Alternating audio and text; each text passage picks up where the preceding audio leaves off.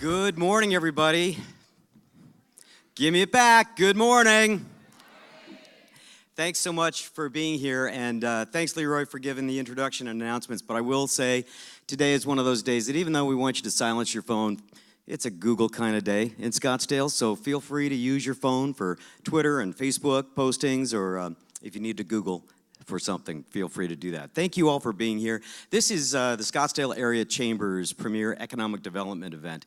We hold this annually. We try to look at the content to connect with what and where we see the community going and how we can participate and help in issues and opportunities moving forward. So thank you all for being our guests today, and thanks to our members and the guests that are with us today as well. We'd like to go through a few thank yous. One is to the dignitaries that are joining us today. I'd like to thank Mayor Jim Lane from the City of Scottsdale. Thank you, Jim, for being here. Council members Suzanne Clapp and Virginia Cordy, thank you very much for being here as well. Thank you very much. Good to see you. Also, I'd like to thank you for being here at Scottsdale Community College and our wonderful hosts, Chris Haynes and all the team that have put together Scottsdale Community College's programs and how they partnered with us for this morning. And then also Chris Gamble from Chick-fil-A. Did everybody get a bite to eat before you came in? We had some food available. There'll be some snacks available after as well, and coffee. But thank you to Chris Gamble and Chick-fil-A on the Rain Tree and the 101. Thank you, Chris. Thanks very much. And along those lines, I'd like to go through some of our sponsors that have been so gracious and helpful in doing this program, Scottsdale Forward, and so many others. But today specifically, I'd like to thank our presenting sponsor, Cox Business, for bringing this all together for us. And you'll hear from Larry Silver in a few minutes. Also, our executive panel sponsor today, Arizona Public Service. Our executive sponsor, Wells Fargo. And our corporate sponsors, Arizona State University, Banner Behavioral Health, Cigna, Nationwide Insurance, and SRP. Thank you all very, very much. But we have a few more thank yous. Our breakfast sponsors this morning, Arizona Bank and Trust, thank you. Bird, DC Ranch, and First Bank. Thank you very, very much. And finally, I'd like to thank our in-kind sponsors that have done so much to help produce this morning's program, and that includes Pro One Media Productions, thank you, Matt Young Photography, and the Scottsdale Video Network from the City of Scottsdale. So thanks very much for all your in-kind donations. And of course, I have to say to the Scottsdale Chamber of Commerce, I can't really see the audience too well, but the board members, our Chamber of Commerce board members, who's in the audience, if you want to raise your hand, thank you so much to the Scottsdale Chamber of Commerce Board of Directors and our leader, Dale Fingerish. And then also, I'd like to thank the members of the Chamber that are here today. Thank you all for joining us. And now, to welcome us to Scottsdale Community College, I'd like to introduce the interim president of Scottsdale Community College, Chris Haynes.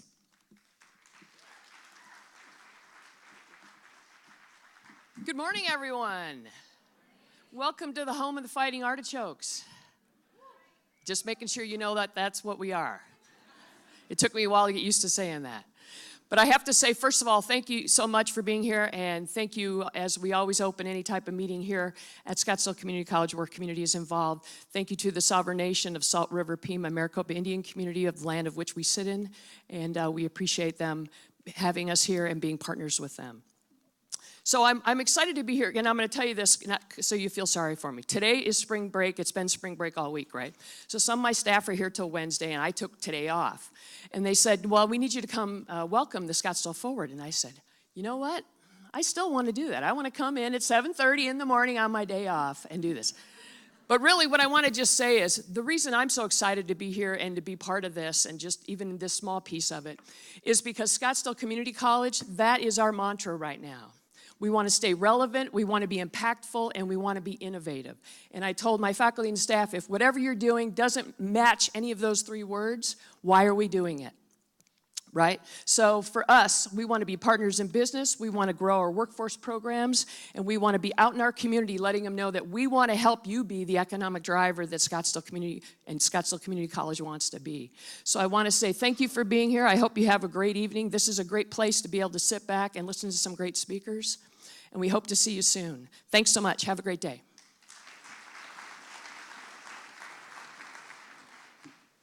All right, let's hear it for the artichokes one more time. Artichokes.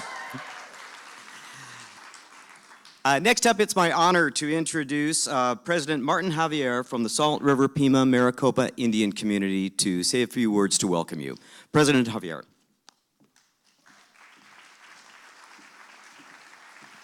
Good morning, everyone. I'm grateful for this opportunity I have this morning to welcome you here to our community. Like President Haynes said, this is the community of the Salt River Pima Maricopa Indian Community. There are two tribes that are located in our community, the Maricopas and the Pimas. History says the Pimas have been here since time immemorial. The Maricopas originated, from my understanding, from what our history tells us, from around the Yuma area.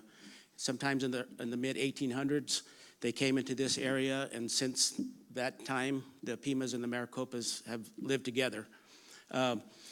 That's our symbol there, our seal, the man in the maize in the middle. What that represents, the man on the top, they say that's our elder brother, Suhu. And as Suhu goes through the maze of life, he hits barriers. Those are the issues that come up in life. But you never quit. You keep going until you get to the center. And it says when you get to the center that this life is over and you go into your next life. When I was told what the topic is in Generation Z, I thought to myself, I'm still trying to figure out who the millenniums are. And now they're changing it on me. And last night I was going home. I stopped at Costco because I love their hot dogs. And I'm standing in line, and all of a sudden people are cutting in front of me, and I'm like, wait a minute, I'm kind of like standing here. Well, I didn't realize it, but they had kiosks that were set up over here, and these guys were using kiosks, putting the order in. So I blame the Generation Z for that already. But things are changing. Here in our community, we've had the opportunity, and I'll have to point at prior leadership in directing us to where we're at. And I believe as a community we've made advancement in technology. I truly believe as a leader that the young people that are coming up have so much talent, and we can't stand still. We got to make sure that we give them those opportunities to be able to show what they can do to help advance us as a people.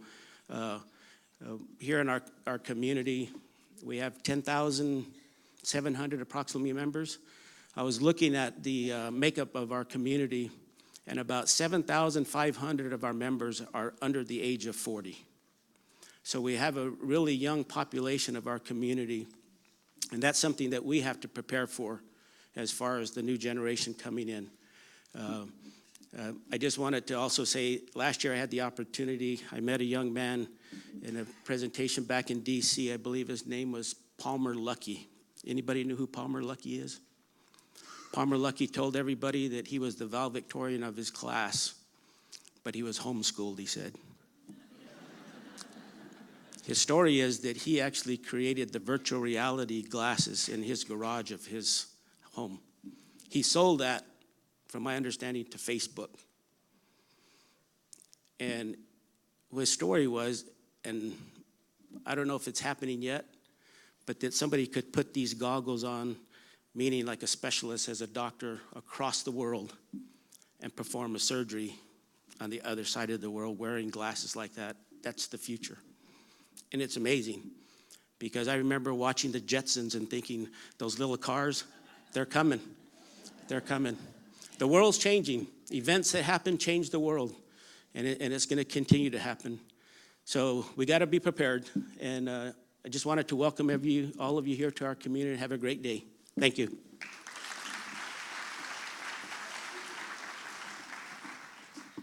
Thank you, President Javier. And now it's my honor to introduce Scottsdale's Mayor, Jim Lane. Jim?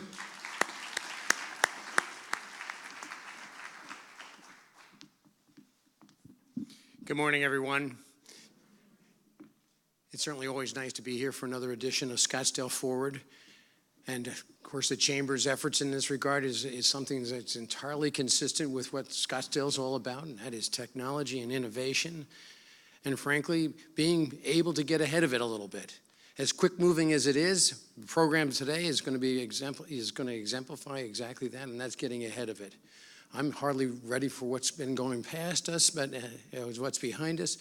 But it's an important thing. And Scottsdale really is all about technology and innovation and how we can efficiently work with it and affect a better living environment all the way around.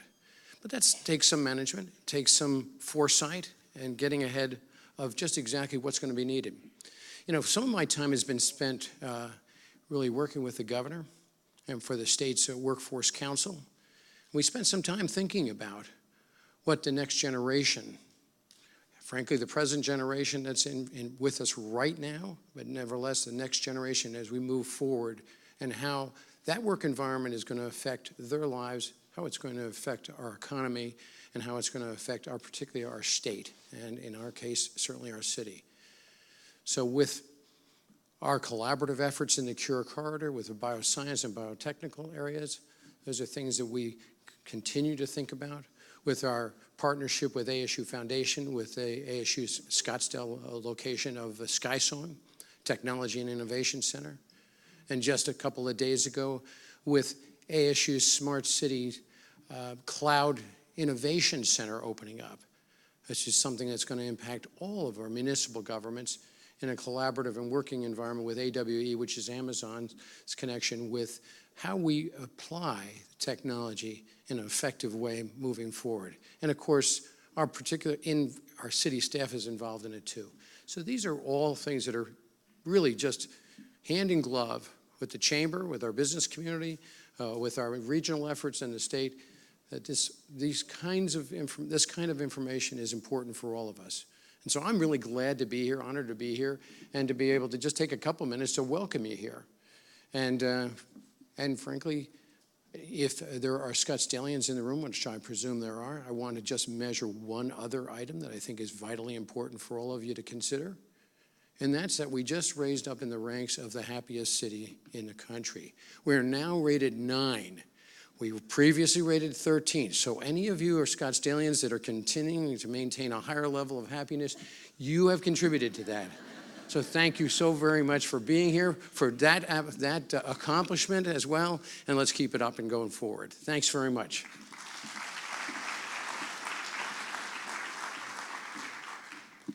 Thank you, Jim. And as I promised, this would be a focus on economic development and the city of Scottsdale. And the city of Scottsdale and the Chamber have a very strong, long-standing partnership in working together in business attraction and business retention. And to speak about the current state of affairs with economic development, it's my pleasure to introduce the Acting Director of the City of Scottsdale Economic Development Department, Rob Millar. Please welcome Rob.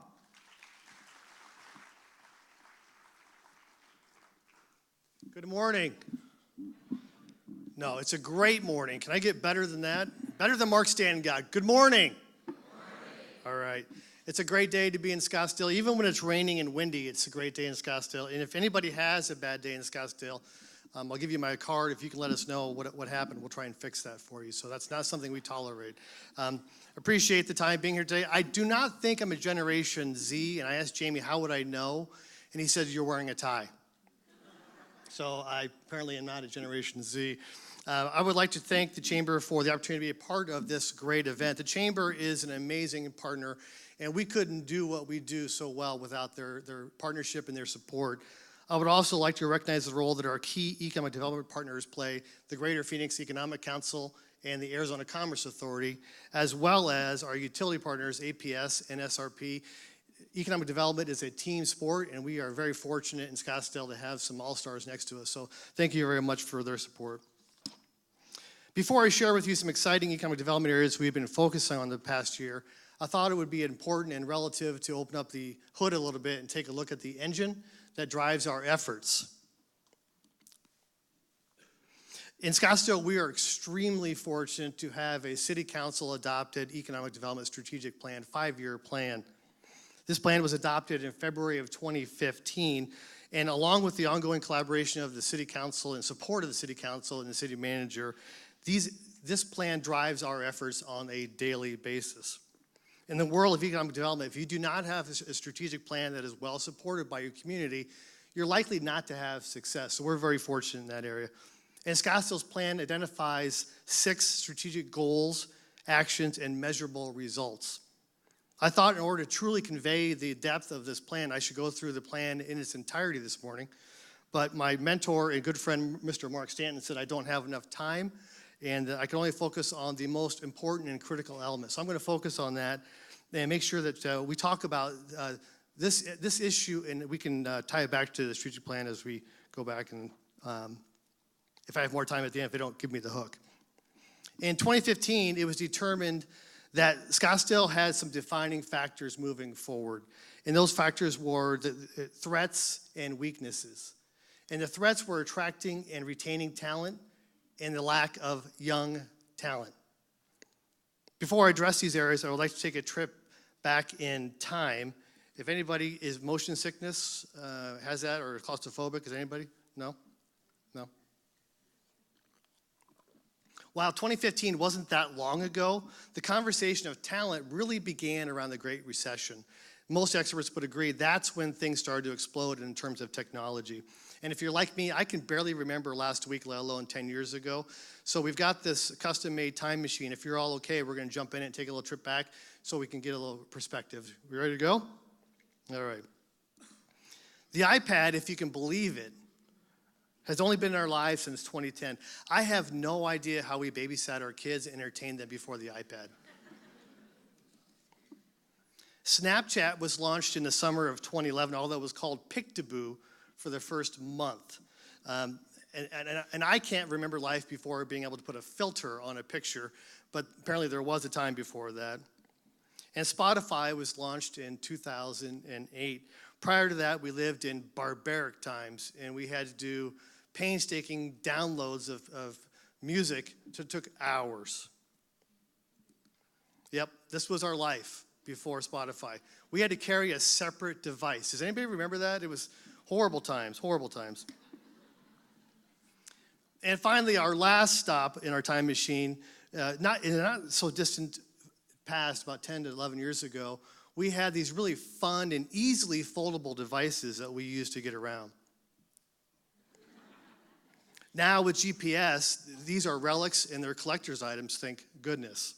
So what do all of these things have to do with economic development? And why are we talking about them? One word, technology. Yes, technology existed more than 11 years ago, but most experts would agree, again, that this is when things change significantly. And we need to recognize that virtually all companies are tech companies now, thanks to the connectivity of our mobile devices. Technology has been a standalone sector since its inception, and I would argue that it's time that it's no longer a separate sector since it's integrated with virtually all other sectors.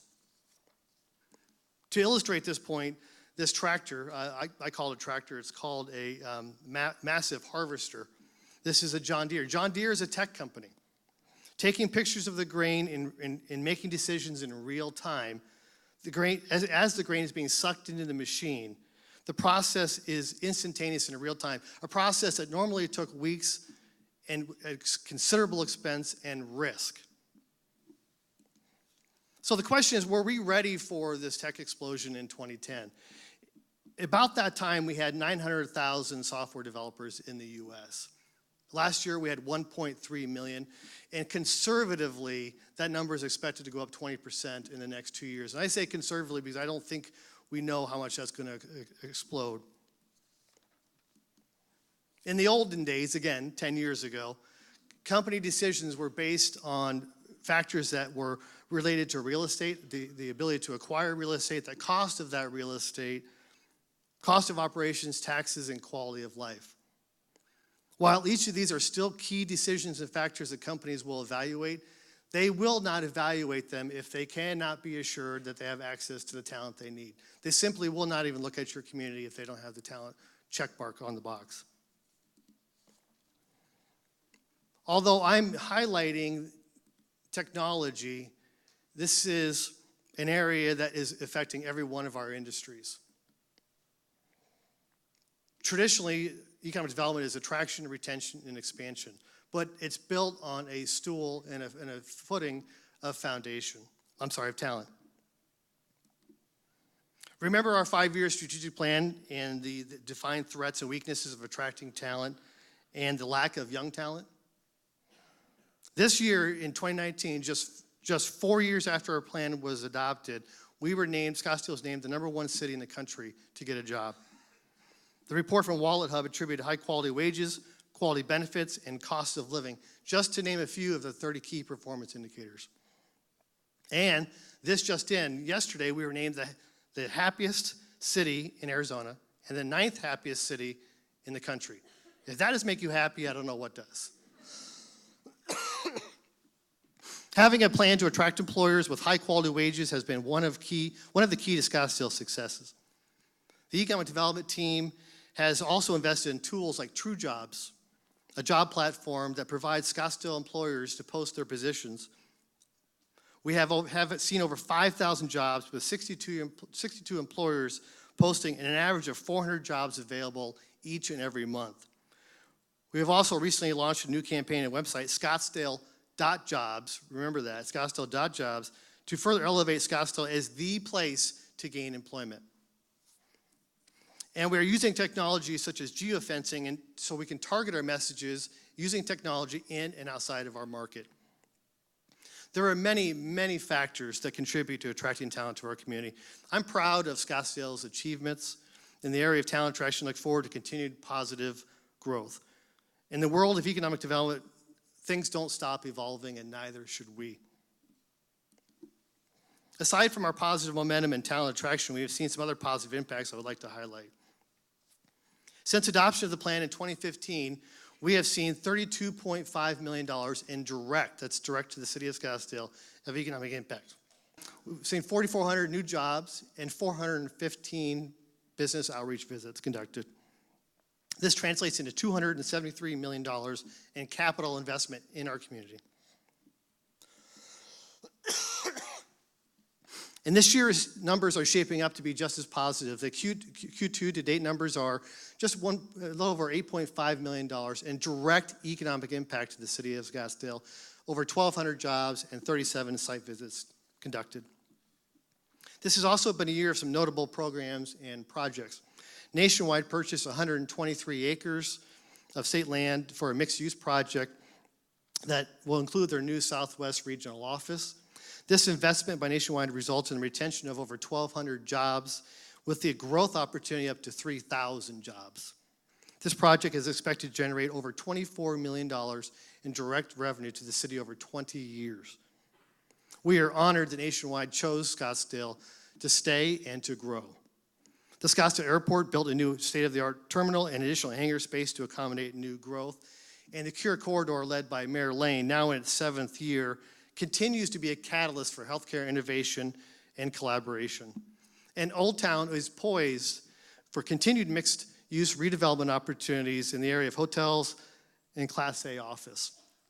And McDowell Road, a continued city council priority and anchored by Sky Song, continues to see a vibrant rebirth with several new and proposed projects. This truly is an exciting time to be in Scottsdale.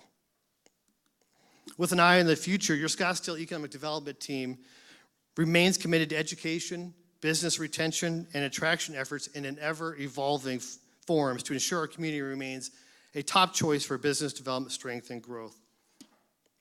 And finally, I encourage you to help us by staying connected. If you're not currently receiving our e-news, be sure to visit choosescottsdale.com to sign up.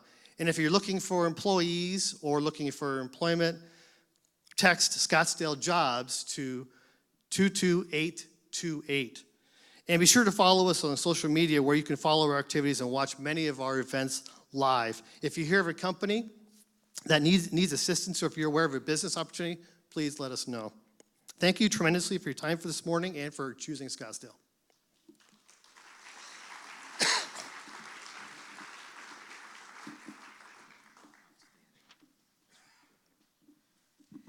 Thank you, Rob Millar, and your entire team at the Economic Development Department. They do an amazing job, and they work tirelessly, and they work very closely with our team, and we're grateful for the work they do. I will tell you that I am trapped in Rob Millar's time machine, and it's not just because of my commitment to classic 80s rock.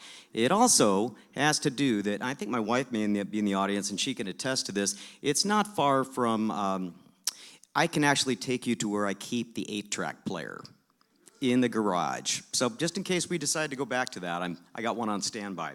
At this time, moving into our panel discussion, it's my privilege to introduce David Bentler, who is a member of the Scottsdale Chamber of Commerce Board of Directors and the Manager of Community and Economic Development for Arizona Public Service. David Bentler. Thanks, David. And I'm going to do a quick overview of our panelists and invite them out, and we'll give you a little snapshot of them. To begin with, McKesson is the oldest and largest healthcare company in the nation, serving more than 50% of U.S. hospitals and 20% of physicians. They deliver 1/3 of all the medications used daily in North America, and they operate in 16 countries. Megan Samponia, Vice President of Integration Management for RX Crossroads, has been with McKesson for 12 years, with a primary role designing, building, and leading teams responsible for commercializing new medications for pharmaceutical and biotech manufacturer customers. She holds a bachelor's degree in health information management and pharmacology, a master's degree in business administration, and a PhD in health service leadership. Very impressive, but this is where it comes off the tracks. She's also a die-hard Pittsburgh Steelers fan. All right, everybody relax. Everybody relax. She loves spending time outdoors with her husband and her 2 pups, and if she's not traveling for business, she's hiking the foothills around Scottsdale. Please welcome Megan Samponia. I should have brought my terrible towel.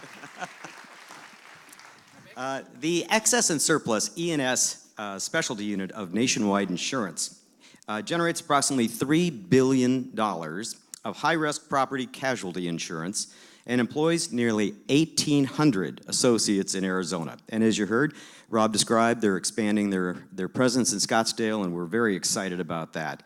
I'd like to introduce Carol Sheehan Mathis. Carol holds a position of Associate Vice President of Human Resources for Nationwide, providing strategic human resource leadership for the company, as well as serving as a member of their senior executive leadership team. She's a graduate of Texas Tech University and holds her CCP, Certified Compensation Professional Certificate. She resides in North Scottsdale, and they have 3 sons, she and her husband, Mark. Please welcome Carol.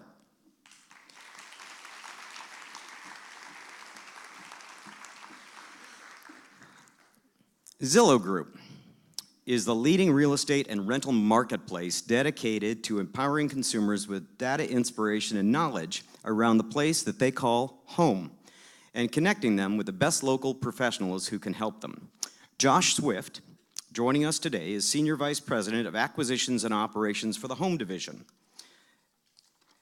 Josh has over 15 years of experience in operations, asset, and investment management in startup companies, in real estate, and the tourism industry. He received his bachelor's degree in economics and Spanish from DePaul University. Please welcome Josh from Zillow.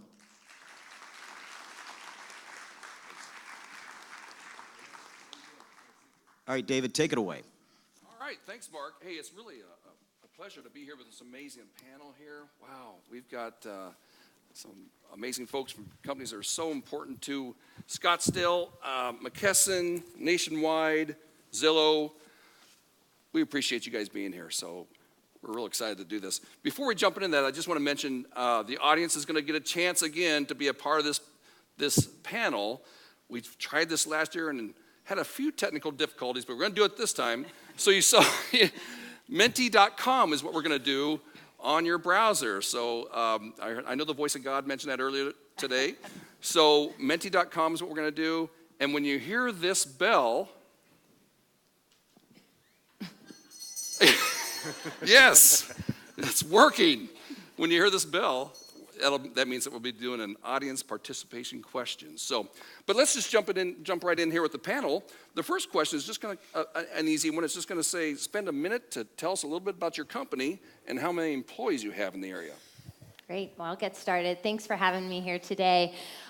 We at McKesson, most individuals probably think of our organization as a large supplier of drugs and medical devices and medical equipment to healthcare providers. But here in Greater Scottsdale, our focus is actually with the manufacturer being our customer.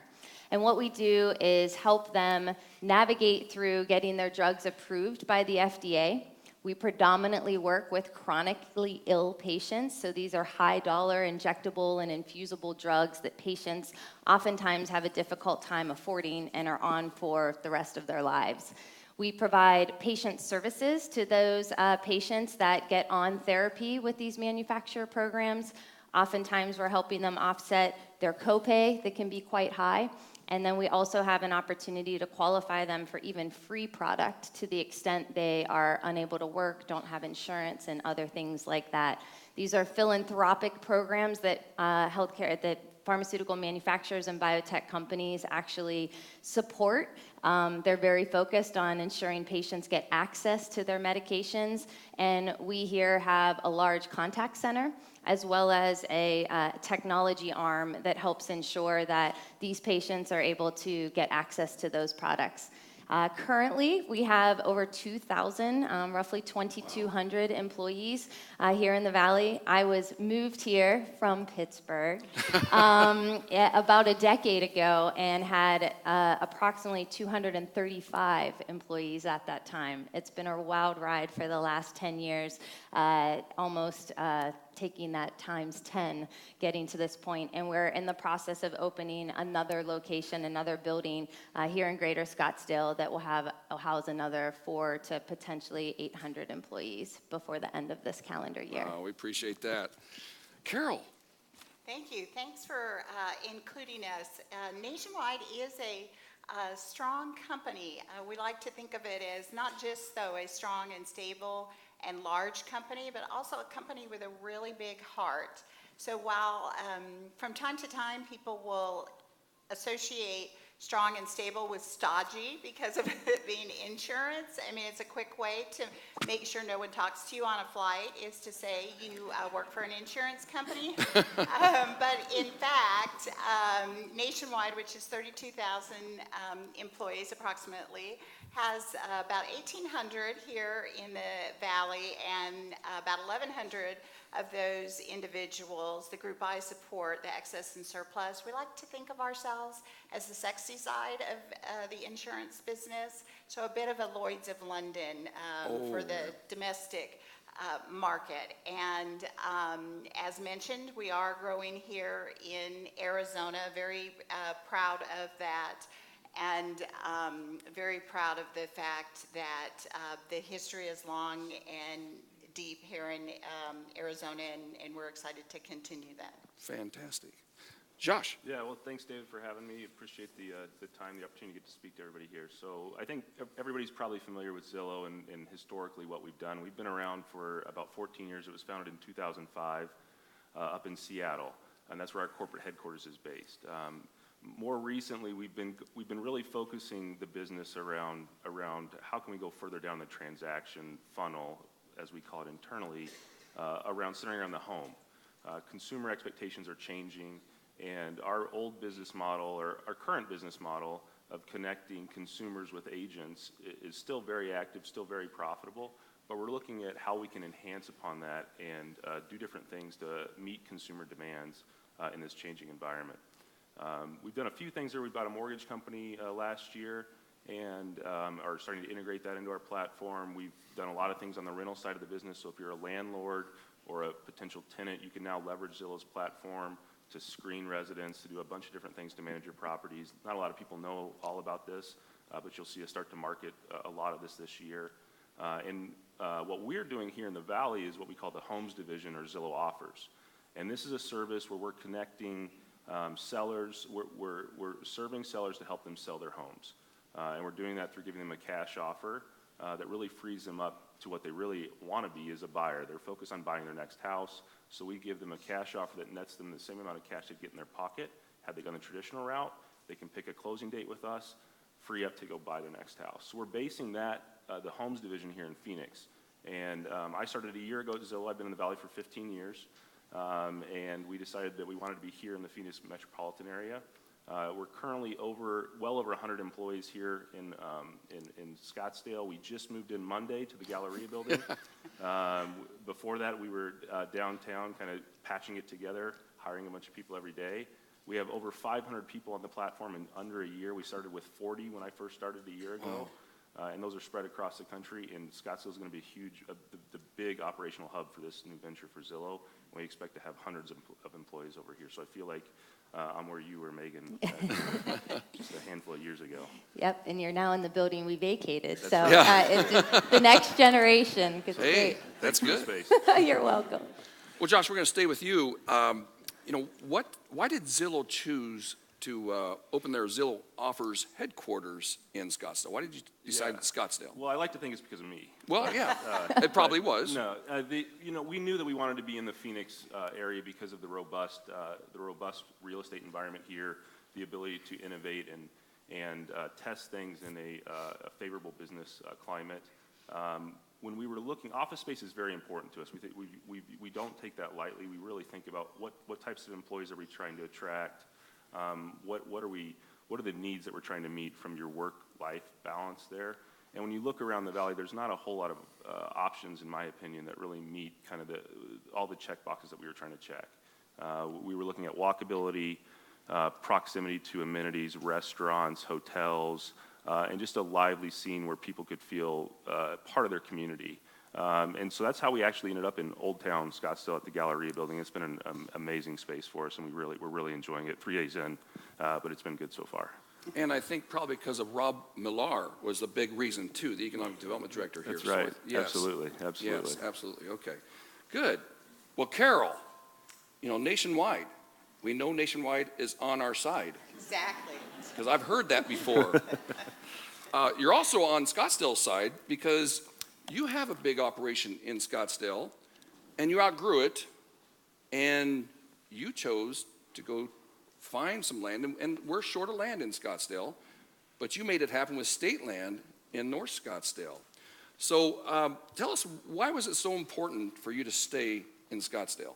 Great question, David. I thought you were going to maybe do the jingle. Well, will you? There's still time. Okay. So I love the question because we have a long history with Scottsdale. So for those of you who don't know, well, we've always been a part of Nationwide. We actually branded ourselves as Scottsdale Insurance Company for many, many years. So our roots are here in Scottsdale. We started in Scottsdale, 6 employees in 1982 as Scottsdale Insurance Company.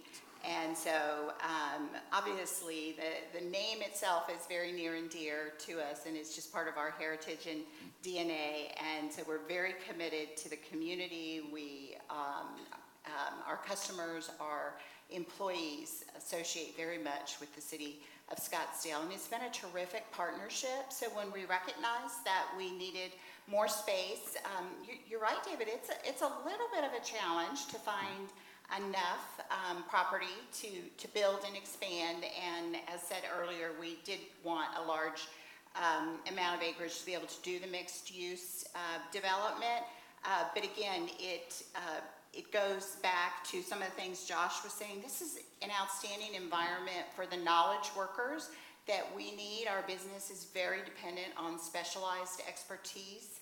And so again, with the roots so deep in our heritage and our DNA, our commitment was to the city of Scottsdale to continue to be, we are the 5th largest employer in the city of Scottsdale, and we were just committed to the partnership and the continued growth and hopefully the prosperity that we've enjoyed as being part of the Scottsdale business community. Fantastic, and we really appreciate that.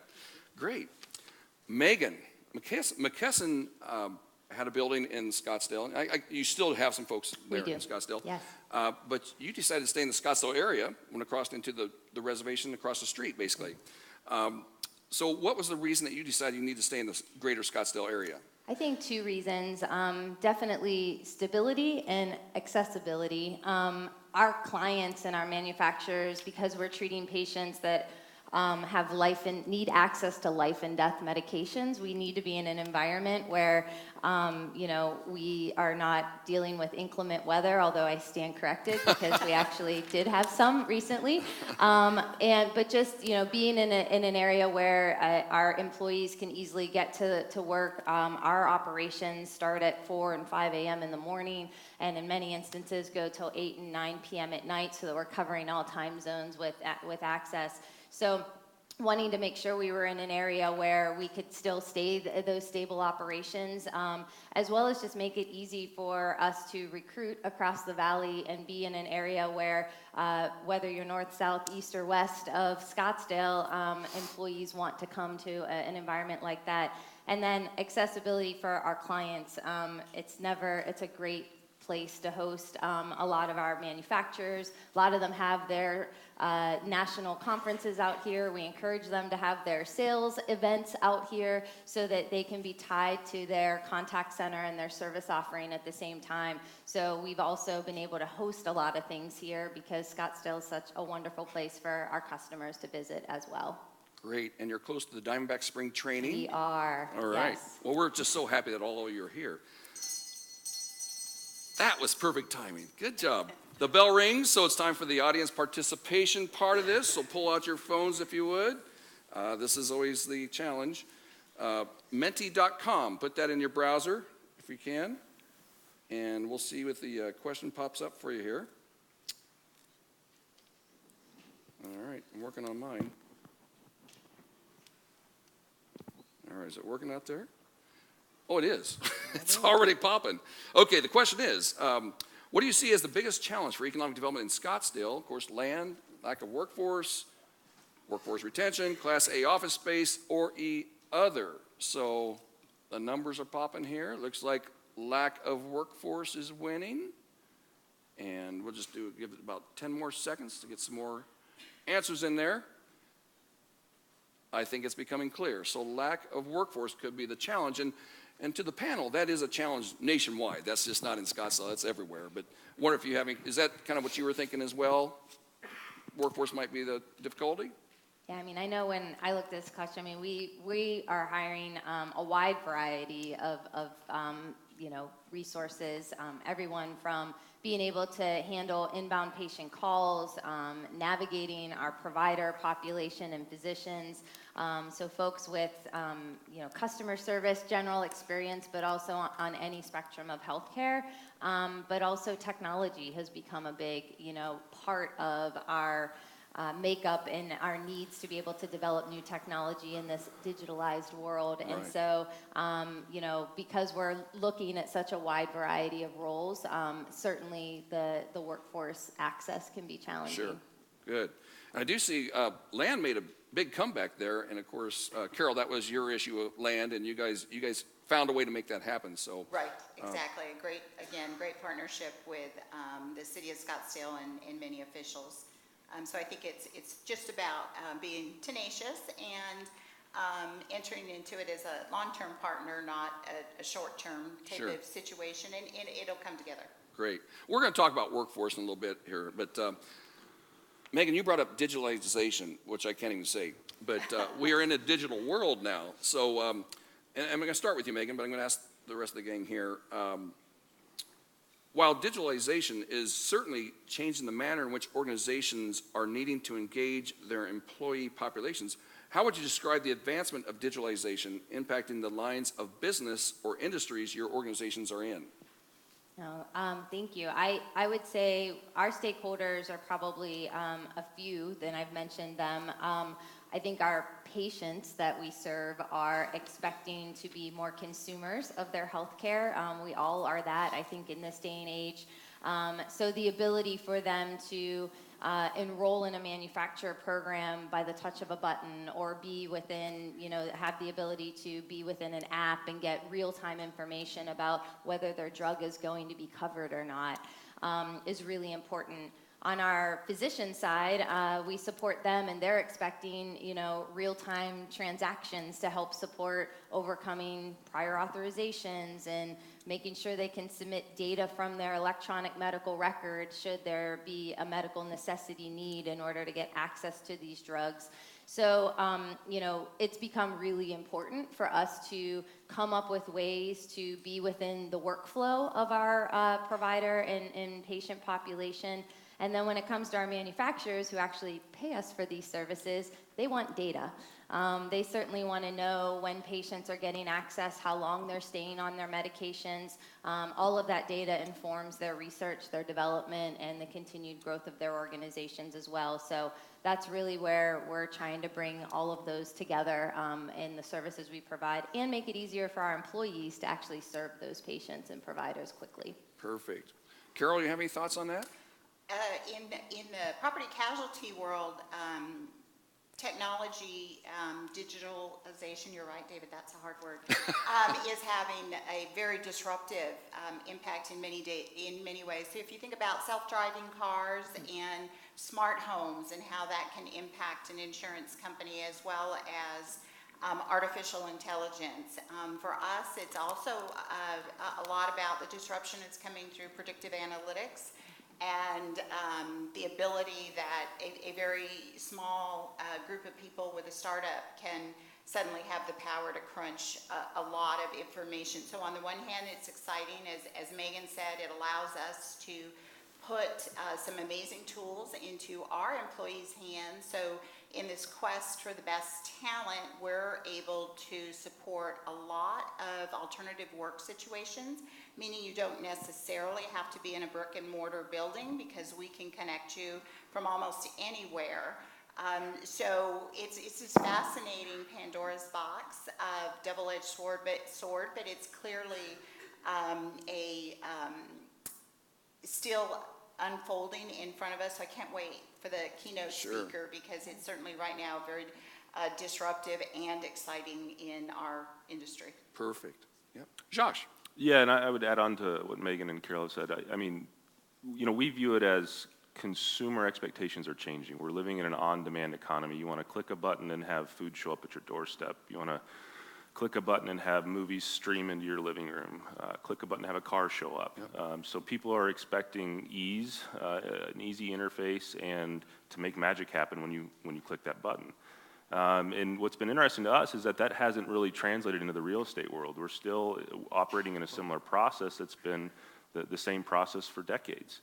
And that's what we're focused on here, and particularly with the Zillow Offers platform, thinking about how do we create a platform or a system that really simplifies the home selling, the home buying, the home mortgage qualification, closing process for the complete transaction. And that's what we're doing. That's what's based here in Phoenix. So we are laser focused on this, and it's part of our evolution as a company to get further into the transaction, closer to the consumer, so that we can help meet those changing expectations. Perfect. Well, let's just stay with that just for a second and ask you, what is your biggest challenge in implementing digitalization? Yeah, I mean, our biggest challenge today on the Zillow Offers platform is we're a startup incubated in a multi-billion-dollar public company, and that's a lot. There's a lot of advantages with that, but that means that there's a pressure to move faster and spread this product offering across the country. We've seen amazing consumer response to the product that we're offering. Our top of funnel, we call it, with seller leads coming in is huge. We don't have a problem generating people that are interested in our product. Our challenge is internally growing the teams to meet that consumer demand and spreading it across the country. Sure. So we're growing, we're hiring new employee base, we're training them up, we're building new technology to meet these new expectations. We're implementing new processes, and at the same time, we're taking this product and spreading it across the country. So mashing all those things together and making sure that they come together while meeting a very high consumer expectation. Zillow has great brand equity. People really respect Zillow, and it stands because of what we do behind the scenes. We're consumer focused, we're centricity around the consumer. So we're in crazy startup mode, trying to spread this thing across the country, all while having very high brand expectations about what Zillow is. So we have to be very dialed in on all these fronts, all these kind of the trifecta of everything coming together at the exact right time to deliver upon our promise. Fantastic. Carol, do you have any thoughts on that? Just real quickly, how do we afford it? Yep. The technology that we want to implement in our various business groups. How do we skill up our employees to utilize it? So again, very specialized expertise for the complex risks that we write, but as we ask them to look at predictive analytics, can be a little intimidating when your years of expertise have been what is most valued. So just getting employees comfortable with that and making sure we're not simply seduced by the flashy new toys that are out there and investing in the smartest technology out there. So we're learning every day. Good point. Megan? I echo a lot of what Carol's mentioned. I'd maybe just add two brief things. One is adoption. We still are working with a provider population that's used to faxing prescriptions and calling them in. And so getting a healthcare environment that is still stuck in some old technology to adopt new is very challenging. And then the second thing I would say, healthcare data has a lot of, confidential information in it, how we share it, how we secure it, how we store it, what we can make available, in the pop of a text or something, requires a great deal of rigor and meeting some compliance and regulatory requirements. So that's always a bit of a hurdle for us too. Absolutely. Great comments. Fantastic. There's the bell. Okay, the second audience participation question.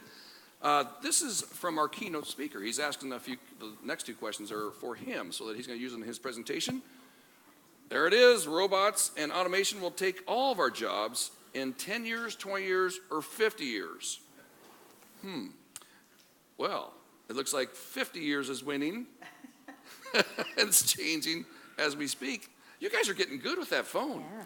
This is working. I like that. I think we can call it at this point that looks like 50 years. I think the key question here, I brought this up to our folks when the question was asked. It says it will take all of our jobs. And I'm like, all of our jobs? I mean, my job too? I mean, I'm important, No, I'm not. But it'll be interesting to see what our keynote speaker says about that. So we're going to leave that to him and have him bring it up to us. So let's talk more about workforce. Most of the surveys across the nation say that workforce is the most difficult thing these days, finding that talented workforce. How are all of you managing and attracting people to your business in Scottsdale? Any new tricks of the trade or anything that you want to share with us? We'll start with Megan again. Sure. I can tell you that, two things. We partner very heavily with key recruitment firms and actually have them on our site, so that they get to know our business and they have a bench of resources ready to go. You never know when the FDA is going to approve something new. It may be in the hopper for 8 years, but it can get approved pretty quickly. So being able to leverage depth and breadth of resources quickly requires us to have an on-site presence and some strong recruitment partners. And then the second thing is we've developed a lot of really key relationships.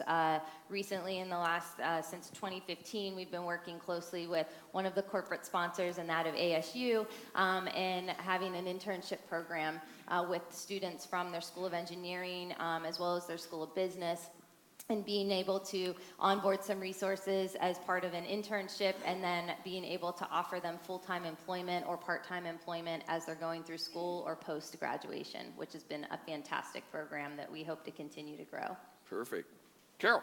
I'd say ditto, Megan, your comments in terms of those key partnerships, but I'd also say that, knock on wood, that the secret sauce that has kept our retention strong has been our focus on engagement, meaning we strive to ensure that our employees are having fun at work, that they feel very respected, included, and it's a safe environment to voice their opinions, their recommendations on what we should do differently.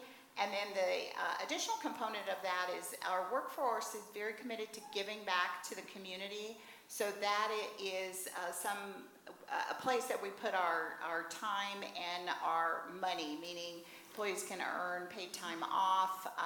They can ask for donations from the company to, the charities that they may want to support. And that seems to be part of that intangible, I will give more discretionary effort back to the organization. And it's been that mix of engagement and philanthropic efforts have really allowed us to retain associates. But as Megan said, you've got to do all that work up front to attract people into the organization with all those key partnerships. So David, I find that we're constantly balancing growing our own, meaning internships and partnerships with ASU and early career versus kind of going out and buying that more senior talent to bring into the organization.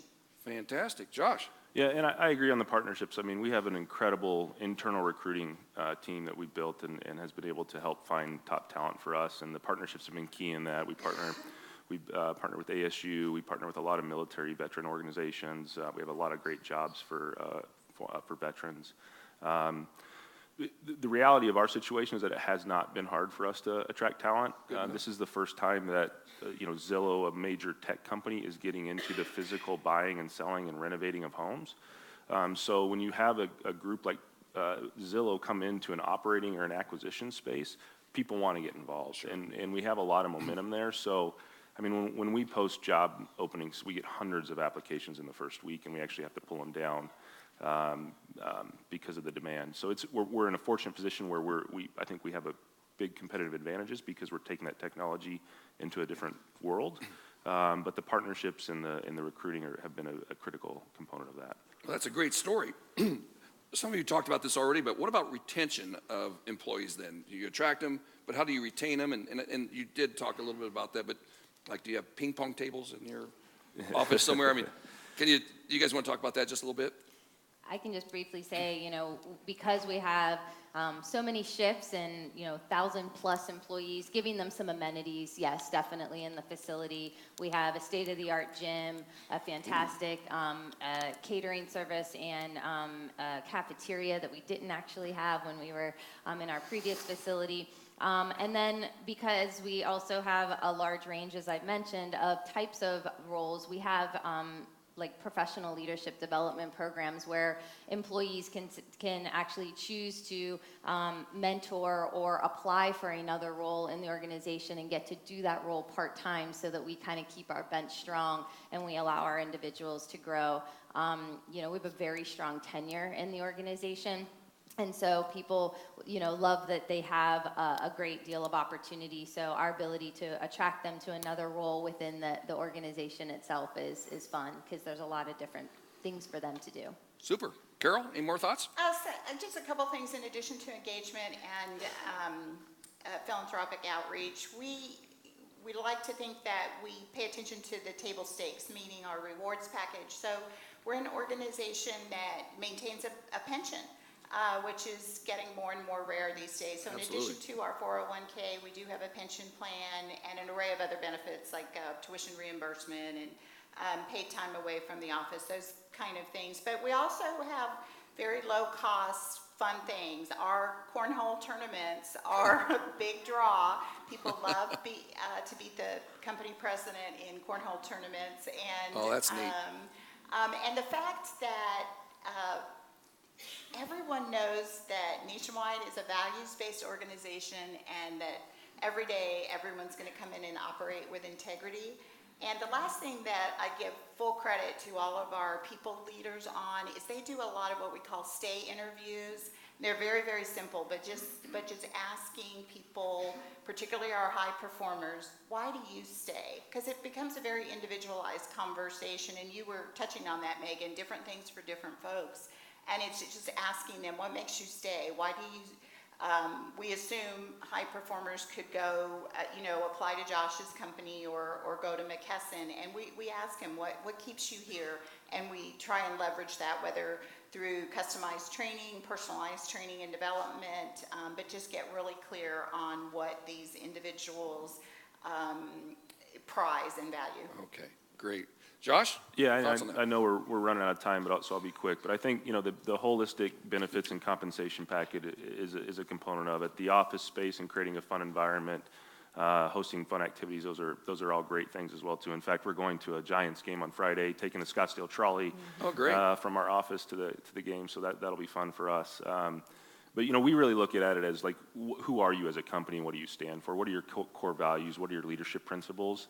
And how are you empowering your employees to contribute to your mission? And if they feel connected to the mission, then that's gonna be the biggest retention tool that we have. And there's a lot of things that we have in our toolkit to help with that. We have a equity and belonging program where we have the various diversity groups where they can fit into different cultural clubs or diversity clubs. We have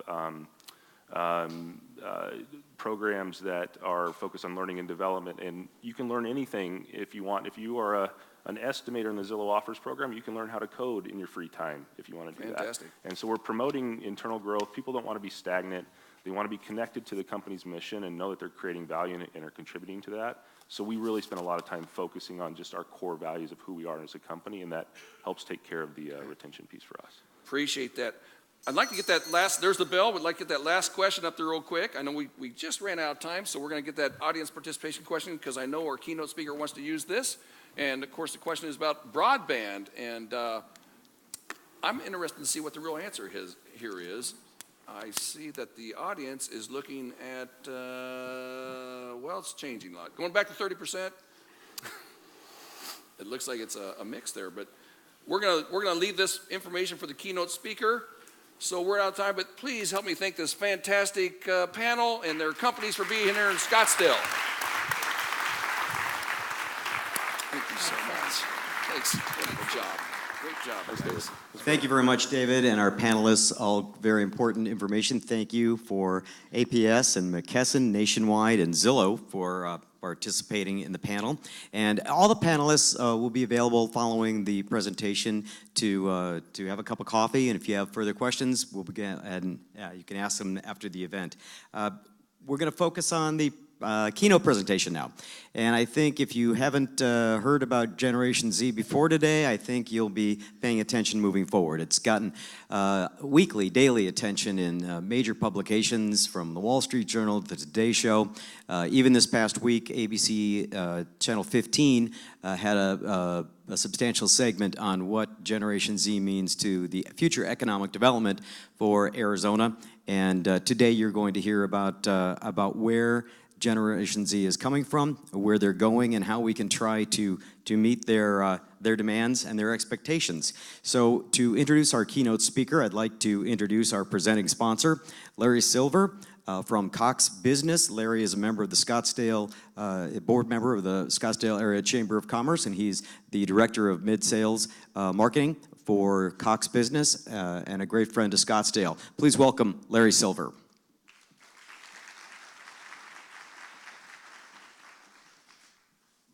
Let me get a couple of things out of the way. Yes, my name is Larry. I do work for a cable company. I am Larry the Cable Guy. I know. In fairness, I've been in the industry longer than Larry the Cable Guy has been a stand-up comedian, but most people don't believe that. It's my honor and privilege to be able to participate in this event. Cox has been a long-time friend to the Scottsdale Chamber because from the Cox business side, the side that I run where we provide services to businesses, we do what the Chamber does, which is help small, medium, and large business compete. And the Scottsdale Chamber does it amazingly well, and we're grateful for this opportunity to support this presenting sponsor. But this unique event is near and dear to our hearts. Not only does Cox have the business side, but there's the part of the business that most people think of, and that's cable to people's homes. So not only do we provide cable to the classroom at a significantly discounted, if not free rate for many of the schools, we do cable to the home at discounted rates. So there's something called the digital divide taking place in our world right now. This digital divide basically states that anyone who has access to faster internet, any children, are at an advantage to children who don't have access to high-speed internet. So not only do we provide high-speed up to gig speeds to people's homes across the country, but if someone's on the school lunch program or any kind of discounted program and candidly below a good level of income, we provide very significantly, like under $10 a month, high-speed internet to these people's homes. We do that because we believe that providing this technology to children is what's going to help the future of the United States and the world. So the fact that Jaime's going to be speaking of that, despite the fact that I have 4 Gen Zers at home and have no idea what they're talking about, and in a half hour Jaime's going to explain them all to me, is fantastic. So I'm excited to hear his presentation. It is Cox Business's honor to be able to sponsor this event and, of course, partner with the Scottsdale Chamber and the great work that they do. So without any further ado, Jaime Casap, our keynote speaker, is the Chief Education Evangelist at Google. Maybe the coolest title in the world. Jaime evangelizes the power and potential of technology as an enabling and supporting tool in the pursuit of promoting inquiry-based learning models. Jaime collaborates with school systems, educational organizations, and leaders focused on building innovation into our education policies and practices. Before he joined Google 13 years ago, Jaime spent 7 years as a strategy and organization consultant with Accenture, where he worked with companies in financial services, government, utilities, healthcare, electronics, and high tech. In addition to his role at Google, Jaime serves as an advisor to dozens of organizations focused on learning and the future of work. He's the co-author of our first talk about poverty as a way to teach children about poverty. Jaime also teaches a 10th grade communications class at the Phoenix Coding Academy, a computer science public school that he helped launch in Phoenix, and he guest lectures at Arizona State University. He speaks on education, digitalization, innovation, Generation Z, and the future of work at events around the world. He was recently named as the ASU GSV 2018 Innovator of Color and received an honorary doctorate of humanities from Felician University. You can follow and reach him on Twitter at @jcasap. Without any further ado, it is truly my honor and privilege to be able to introduce our keynote speaker, Jaime Casap.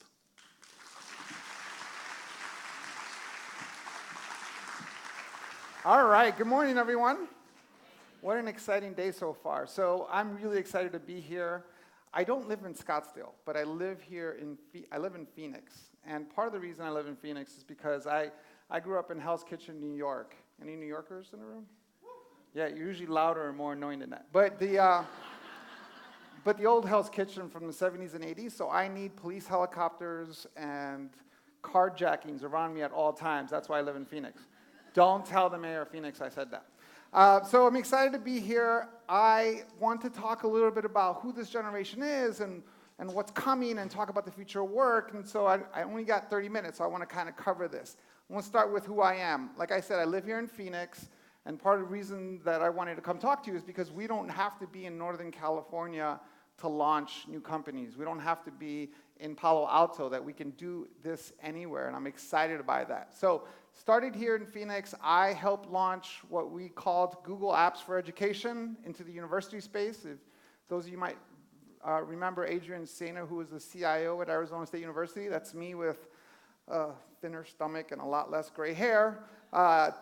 Basically, 13 years ago, 12 years ago, when we launched Google Apps here in Arizona, I launched Google Apps in K-12 and launched Chromebooks in education. And we have about 100 million users using Google Apps, and we have about 30, 40 million students using Chromebooks in education around the world. And just like Josh said, we were a small startup. It was 2 of us that did this inside Google. So I've been doing this for a long time. I get to speak around the world about innovation, technology, Generation Z. So I travel, I collect my badges. It's my OCD. I also started a school here in Phoenix called the Phoenix Coding Academy, if you're not familiar with it. This is a school in downtown Phoenix focused on computer science, but embedded into all the subjects that kids are learning. So it's computer science and art and history in a cross-disciplinary way. We're 3 years in, getting some great results, great kids, and I also teach communication skills at that class. And out of all the things that I do in my life, teaching 10th grade communication skills is the hardest thing that I do. But I encourage all of you, if you've never spent time in a classroom, to take your expertise and go into a classroom and teach. It's a very rewarding experience, and I recommend it to everyone. I also want to be a YouTube star, so I launched a YouTube channel focused on career advice, focused on learning advice, focused on education as I travel around the world. So I just launched this channel, and you guys are all going to subscribe, and I'll tell you why in a couple of minutes. But I want to start with this idea of where we are in terms of work and what does work look like. And everyone knows that we started back in the good old days with when we all farmed, where 97% of the country farmed, and now today less than 2% of the population farms. And we moved from that, took a long time, we did that for a long time, and then we moved into the Industrial Revolution, went back, skipping, there you go. Then we moved into the Industrial Revolution, and skills required for those jobs were a little bit more than they were for agriculture, but not so much. And these jobs, about 11% of manufacturing jobs exist today, and that's what we're doing. And then we moved into what we still think about today as white-collar jobs, where people went to work in suits and did even higher skilled jobs, and there was more training that needs to be involved, that needed to be involved in that process, to what I now call, and it was talked about on the panel, the digitalization economy. And change happens slowly and then rapidly. And we are now in the rapidly stage. And what I mean by digitalization, I mean everything that has to do with technology, computer science, artificial intelligence, machine learning, AR, VR, and things that you haven't even thought about yet. That's what I mean by digitalization. And I can tell you, as someone who travels around the world, this is something that every single business, every single industry, every single organization around the world is trying to figure out. This is the world that we're moving into. And what we need to understand is that the language for this new economy, the language for this new element of the economy is computer science. And computer science is a language that everyone needs to understand. And I'm not talking about everyone needing to go out and become a programmer. That's not what I'm saying, although we'll talk about why we should or why our young people should. I'm talking about understanding the language of what computer science can do in terms of cloud computing, in terms of digitalization products, in terms of what we can do with this, because just like you needed to understand English to survive in the economy, even though you didn't become, a best-selling author, you have to understand computer science and the role computer science plays in what we're building, because at the end of the day, everything we're talking about is down to its basic ones and zeros in terms of what we do with computer science. And we've gone a long way when it comes to languages. Do you guys remember when I was in school, I took this program, my first programming language, I learned how to program in BASIC. Remember that? And I wrote like 5,000 lines of code to make a bird fly across the screen. Remember that? But it wasn't even a bird. It was just a line that just went up and down. Think about how far we've moved with computer science since that was 30 years ago in terms of our first programming language. And as I said a couple seconds ago, it is something that we need to consider when it comes to our young people. So I wrote these numbers down for you guys. Here in the state of Arizona, today, not 10 years from now, not 20 years from now, not in the future, today there are 9,465 open computing jobs in the state. 3 times the average demand of any other industry. And the average computer science graduate in the state makes $87,434 a year compared to $48,000 a year, which is the state average. What happens in our community? We can all of a sudden almost double salaries, right? What's the economic impact of something like that across the board, especially considering that tech workers can work anywhere and live anywhere and work for any company anywhere. In 2017, there were only 814 computer science graduates in the state of Arizona, and 16% of those were female. And in 2017, there were only 1,108 high school kids who took the AP Computer Science exam, and 24% of those were female. And part of the problem that we're facing, and what I'm working on the education side, is an awareness that only 65 schools in Arizona offer the AP Computer Science course, right? 65 schools, and that might seem like a lot when you consider it, but that's 20% of the schools that offer AP programs in Arizona, right? There's nothing wrong with AP history. My dream job, everything I'm working towards, is to be a high school history teacher and basketball coach. That's all I'm working towards. But we have to understand the impact that technology and computer science is going to have at the same level as AP history, and what does that mean? Because when you think about what we've done with technology and where we are today, technology and digitalization has wrapped itself around the core of everything that we do, and we don't even think about it anymore. For example, how many of you haven't used technology today? All right, you giggle at that. Well, how long did it take us to get to this point? The iPhone, the iPad is 10 years old. The iPhone is, 11 years old. Right? Do you remember we used to have to call the internet with our home phones? And the internet would be busy? And it would hang up on you? And what was your reward when you got online? A bunch of web pages that had words that linked you to other web pages that had words. And this was the most exciting thing you'd ever seen in your life. And today, what's your expectation with technology? I myself, one of the things I stopped doing this year is I stopped using Wi-Fi on airplanes because I found myself too frustrated because web pages weren't loading fast enough while I'm traveling through space. That's the level of expectation that I have now with technology. And if that's true for us, most people in this room, the generation that was minding our own business when this thing called the internet showed up, what do you think that means for a generation who doesn't know what the world looked like before Google, who doesn't know what the world looked like before devices, who doesn't know what the world looked like before Wi-Fi? Like, if you want to have fun, tell a 10-year-old kid that you're going to go somewhere this summer that doesn't have Wi-Fi and watch what happens. Like, they're going to lose their mind. Like, are we staying in a cave? Where are we going? I don't understand where we're going. This is a generation who thinks about technology in a different way because of the world they were born into. They think about learning in a different way, and they're certainly going to think about work in a different way. Because we say this all the time, right? The next generation is different than we are, but this generation is different than we are. And I want to give you a couple of reasons why they're different. And by the way, when I talk about Generation Z, there are people who define them as 1995. I like to use the year 2000. I like to use that as a flat year, 2000. They're basically 17 years old now. That generation that was around the year 2000, they're 17, they're thinking about college, they're in high school, that generation, that's what I'm talking about. These are your future customers, these are your future employees, they're your future bosses in some cases. But this is who I'm talking about here, this generation. Now, this is a generation, unlike previous generations, that is actually worried about work. Remember, this is the Great Recession generation. They watched their parents struggle through work. We grew up with this idea in work where if you go to work and you show up and you work late, you show up first, you leave late, you do your work, you move up through companies. This generation watched their parents do that and then lose their jobs.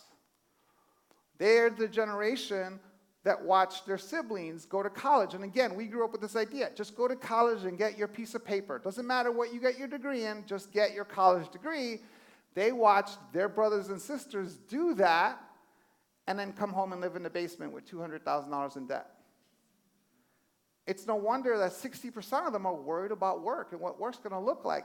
And based on that, and here's the thing, we're talking about workforce development, and one of the big things up on the screen there was, where's the workforce coming from? I have some bad news. It might not be coming from this generation because 70% of them don't want to work for you at all. I've seen 3 studies now where you talk to high school kids and they don't want to work for you. They want to do their own thing. And unlike previous generations, like when I was a kid and I wanted to start my own job, I had to go get inventory, a storefront, a cash register. I had to do all this. We now live in a long-tail economy. 2 kids with 2 laptops can start any $1 million business they want. I can start a business this afternoon and sell T-shirts to the Flat Earth Society. Like, you can do anything. This generation wants to do their own thing. And even if they do work at companies, they want to have meaningful work. They want to have an impact. This is a problem-solving generation because if you think about who this generation is, they are the 9/11 generation. They studied 9/11 in a textbook. They weren't there, right? My 17-year-old was 3 months old when 9/11 happened. He only read about it in a textbook. They don't know what the world looked like before 9/11. They've just been growing up in this terrorism world. Local terrorism, global terrorism, national terrorism.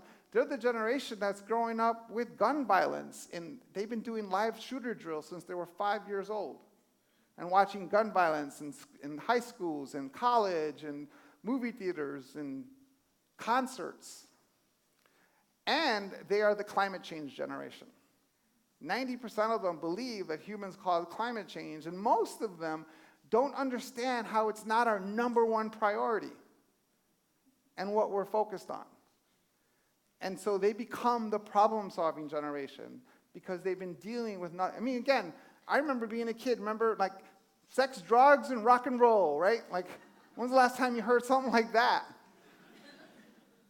This generation's like, terrorism, gun violence, and the earth is dying. Like, that's just not, you can't write a folk song about that, right? They are thinking about the world in a different perspective. Here's the good news. They do care about education. They believe that education is important. They're definitely education driven. Unlike the general public that talks about, 80% of the general public say you don't need to go to college, usually said by people who went to college. They actually believe in higher education. They just want a different experience. They also want to see results. Again, we grew up with this idea, you just graduate. This generation is growing up with, no, I want to see what I'm going to get out of this. So they're open to a new idea of education. They're open to this online idea of education. They're open to taking core classes and developing skills and not necessarily just getting that piece of paper that said they graduated from some institution. And I work with lots of universities on this idea and what they're doing. They are also very focused on experiences. Right? And so when I work with higher education institutions, we talk about not waiting. Remember when we were in college, we had to wait till we were juniors or seniors before they let us outside to do an internship? This generation wants to do these things up front as freshmen, as soon as they get there. So if you're in the business community, how are you tied to the local universities to provide opportunities and not get out of that old mindset of waiting until kids are seniors to do internship programs? How do you engage with them up front, especially considering that they want to do their own thing anyway, and it makes sense to engage with them in a longer-term period. They want to have experiences. They want to be able to design their own course of study. They want to be able to have, again, they are not interested in moving from this kind of car to this kind of car to this kind of car, and from this size house to that size house. They care more about the experiences. So what experiences are you going to offer these folks across the board in the work that they do? And they do expect cutting-edge technology. And these are interesting numbers. These are new. I would say 10 years ago, you could make an argument that technology was not a differentiator when it came to how a kid either picked a school or picked a place to work. And I'm telling you, it's becoming so. 90% of them, and this is one study, so I need to verify this and do some more in this, but 90% of the one study that I saw said that the technology that a company is using is a differentiator in thinking about where they want to go work. They want to see cutting-edge technology being applied and used, and that's how they're going to make their decisions about work. So if you're cutting back on technology, or if you're scared of what's coming with technology, and you're giving people, old technology, that's going to make a difference in terms of how they decide where they want to work and what they're going to do with their work. Now, the reason why this generation is a little more intense than the previous generations is because of the world they face and also the technology that they face, right? Again, change happens rapidly and suddenly, and we are now in the suddenly part because most of us recognize this picture, right, where we make manufacturing, we make cars with machines like this, and we've been seeing these since the 70s. But now, those machines, those robot arms that were building things, those robot arms are coming off the assembly line and they're walking around. And I get to walk around the world thinking about people's jobs as whether they are robots' jobs or people's jobs. And when will they become robots' jobs? And this generation only knows this world. These robots they're seeing, they're making buildings and doing things. They are packing our stuff and delivering them for us. They are even farming. So back to the agriculture part. Now they're farming, right? And the impact that robotics and automation is going to have on our economy is pretty big. Because if you think about something like self-driving cars, 4.5 million people in this country make a living driving things. Driving supplies, driving equipment, driving people, all these things. 4.5 million people make a living driving things, and you can go buy a self-driving car today. Today, you can go buy a self-driving car. What's that going to look like in 10 years? What's that technology going to be like in 10 years? Last week, I would have to say that you have to drop $150 to buy a self-driving car, and now you can drop $30 and buy a self-driving car. What's going to happen when you can drop 10 and buy a self-driving car? If you buy a car at all, because that's a whole other topic that we can get into. Because there's a generation who's not interested in buying cars, and definitely not even interested in necessarily buying homes and what that's going to look like, right? So this is a generation that thinks about this differently, and so we have to think about the world of work differently, right? I'm not one of those guys that comes up here and talks about automation and robotics. That was a trick question about automation and robotics coming to take your jobs. That's not what's happening. What's happening is that parts of all jobs are being taken over by automation and robotics, and I make the argument that that's a good thing, especially in the world of business. Most of us recognize this picture, right? Supermarket. What are the workers in a supermarket doing? They're doing what I call process work. They're taking your cans, they're scanning them, and they're putting them in a bag for you. This job is so easy, you can do it. Because what do you find in supermarkets today? Self-service checkout. Anyone take a training class on how to do self-service checkout? Yeah, I wish some people would take a training class. But I know this job is easy, and I know you can do it. I have all the confidence that you can do this job because I watch my 4-year-old do this job. And this is all she knows, right? And so what's next? Change happens slowly and then rapidly. Well, companies like Amazon are saying, well, why do you need to check anything out at all? Why can't you just check yourself in, take anything you want off the shelf, and check out of the store? And you're starting to see that with things like Clear, where you check yourself into things, as opposed to you become the thing. And so we're starting to see this happen across all other industries. And so we have to ask ourselves this idea, of like, what's the future of supermarkets? Does this mean supermarket jobs are going away? No, it means that supermarket jobs are changing. Because if you think about supermarket, how many of you like going grocery shopping? I hate it. I hate going grocery shopping. Like, the worst text in the world is, will you stop by and pick up?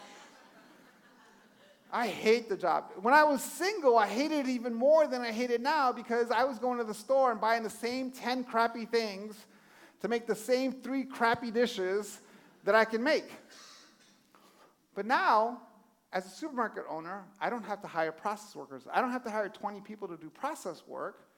I can hire a different class of employees, because now I can hire dietitians, nutritionists, food experts, cooks. So when you come into my supermarket, I'm going to give you an experience. You're not going to come in with a shopping list. You're going to come in to get an experience. Oh, so what do you want to make tonight? Lasagna. You don't know how to make it? Come on. Come with me. I'll show you what you need. I'll show you what ingredients you need. Oh, you don't know how to blend those 2 things in? Let's walk over to my demo station, and I'll show you how to blend those 2 things together. I'm going to pay a higher salary to these workers with higher skills, and at the same time probably make more money, because now I'm giving people an experience in the supermarkets. This is happening across all industries, right? It happened with banking industry, right? Back in the 70s, every job in banking was going to be taken away by an ATM machine. And now there's more people working in the banking industry than there ever was. Jobs are changing, and this is happening across the board. All jobs are being impacted by technology, by automation and robotics. And when I was doing my research on this topic, I thought about the fact, and I realized that this has been happening my whole life. The first time I went to work 25 years ago, there was a word processing machine on my desk. And that was an automation tool, because just a couple years before that, if I wanted something typed up, I'd have to write it on a legal pad or a piece of paper and hand it to a typing pool, and they would type it up, and we would go back and forth for 2 weeks before I get something done. And then now, 25 years ago, I can type something up and just print it on my dot matrix printer and put it in a fax machine. All these tools have been automation. They've been part of our lives the whole time. It's just happening faster now, and we have to react faster to this. So we have to think about this generation and how we react to them and what they think about. So first, if they are the problem-solving generation, then we're asking them the wrong questions. For example, all of you are guilty of asking a kid, your kid, someone else's kid, a student, All of you are guilty of asking a kid, what do you want to be when you grow up? Right? You can admit it. Here's the thing. That's the wrong question. It's a terrible question. First, that was a question from our world, the old world. This generation doesn't think about it that way. As a matter of fact, they shouldn't think about it this way. 65% of the jobs of the future don't exist today. Jobs are constantly shifting and changing. I'm working for a company that didn't exist 20 years ago and now dominates the landscape in its industry.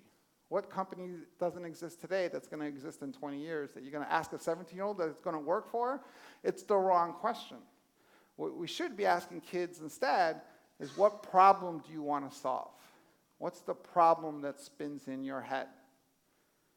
And it doesn't have to be a social problem. We think of that and we think immediately like solving climate change. No, it can be it can be making cars go faster. It could be selling homes better. It could be better insurance packages. Whatever it is, what's the problem that you want to solve, and how do you want to solve it? And when it comes to education, what do you need to learn to solve that problem? What are the knowledge, skills, and abilities you need to develop to solve that problem, and how do you start developing those knowledge, skills, and abilities? This generation is blowing my mind, and I'm with them all the time. There's the girl there in the middle, Anne, 15 years old, and the problem that she wanted to solve was that she had a friend who lived in the Philippines who didn't have electricity. And she was upset by this, so she went and invented a flashlight that's powered by the heat of the human hand. And she was 15 years old when she did that. I got 1,000 stories of 15-year-olds and 6-year-olds who are doing this right now. And we're worried about whether or not they're going to come work for you. How do we connect with them at their level and make sure that we're helping them solve the problems that they're interested in solving? We also want to make sure that collaboration is what we're offering them, because they feel like collaboration is how problems get solved. This is how they see the world. And the kids down in Florida are a great example of how they use technology and social media to collaborate with people all over the world. I think about my 9-year-old, when my 17-year-old, when he was 9, he would be in my office playing Minecraft, and he'd be in there for 4 hours, and I'd go, hey, that's enough time with the computer. I got to go in there and get him. And I'd go open the door in my office, and he's in there with his headset, and he's got 2 monitors, and he's talking to people, and he's like, hey, you guys go do this, and you do this, and I'll do this part, and I'm supposed to go in there and go outside and play with a stick. No, right? Like collaboration has been part of his life his whole time. We were stuck with the 5 kids who lived on our block. These kids could collaborate with anyone in the world, so how do we offer them the opportunity to collaborate with people all over the world? And then this idea of, and I was talking to Josh about this, the opportunity to learn. Learning happens faster today than in any time in history. Any time in history. Think about how fast learning happens. I do this spiel in my other presentation about think about what the world looked like 200 years ago, and all the things that we had, all the resources, all the technology, all the medical procedures we had 200 years ago, and then think about what we have today and all the advancements that we have, and realize that all the things that we do today, all the things that we have in front of us today were available to us 200 years ago, right? It wasn't like a spaceship crash landed and dropped off all this new technology for us. We're using the same resources. Why didn't we invent all the things that we have in front of us 200 years ago? Learning took too long. Learning was a long process. Today, that's not true anymore. You think you can predict what's going to happen in 10 years? You can't.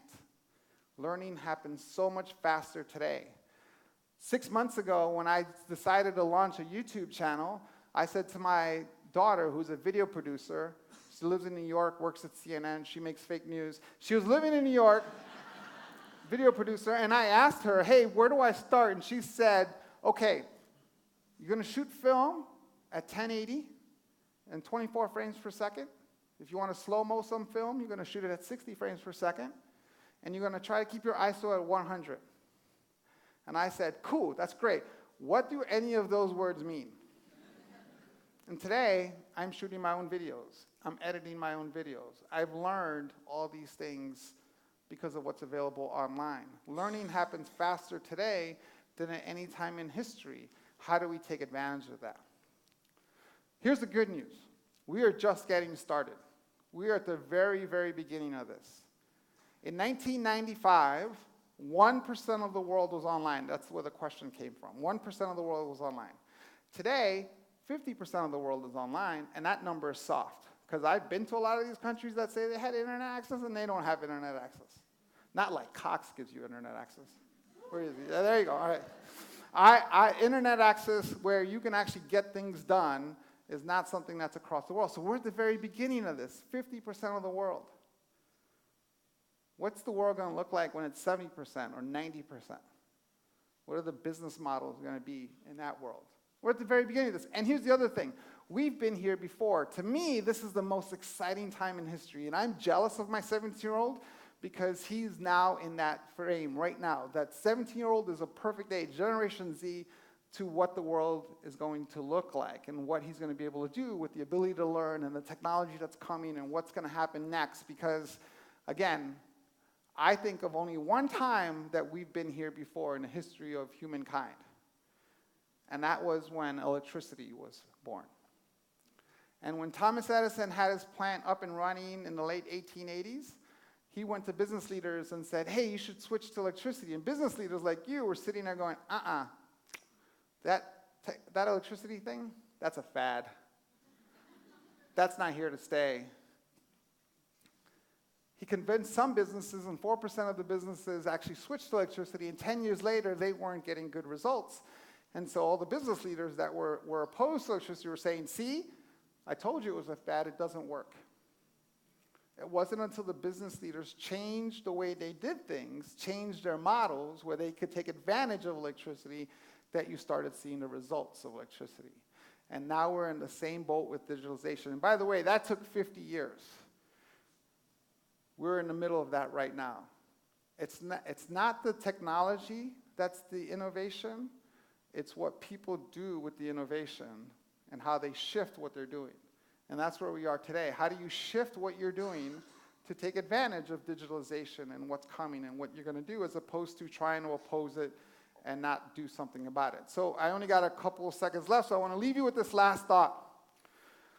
And again, you can follow me on Twitter, connect with me on LinkedIn, watch my YouTube channel. This is a channel about advice and career advice for people, but I want to leave you with this last thought, this last 30-second thought, which is I want you to think about my 4-year-old or your 4-year-old or your 5-year-old, whatever you have, and then realize, and then think about whatever technology it is that you have, whether it's your iPhone. How many of you have iPhones? Oh, I hate to see that. All right, so iPhones, BlackBerries. For me, it's the Pixel 3 XL, the most innovative phone in the world. Now, I want you to think about this technology and realize that this is the worst technology my 4-year-old will ever see in her life. This is her Commodore 64. In 20 years, she's going to find this in a 50-cent box at a thrift store, and she's going to be like, oh, I have to have this. My dad had one of these. And she's going to put on her shelf like a museum piece, and she's going to look at it, and she's going to be there with younger friends, and she's going to say, you guys are not going to believe me, but look, there's the port. And the younger friends will be like, what is that for? And she's going, again, there's YouTube videos about this. My dad had to plug this into the wall. The other kid's going to be like, for what? To activate the nuclear cell? No. He had to plug this into the wall every day. For hours, this thing was plugged in the wall. And those younger kids are going to look at her, and they're going to be like, my God, how did those people live like that? My point is that technology is not stopping, right? Innovation is going to keep coming, and it's only going to get, in my opinion, better. So we have to prepare for it. Thank you guys very much.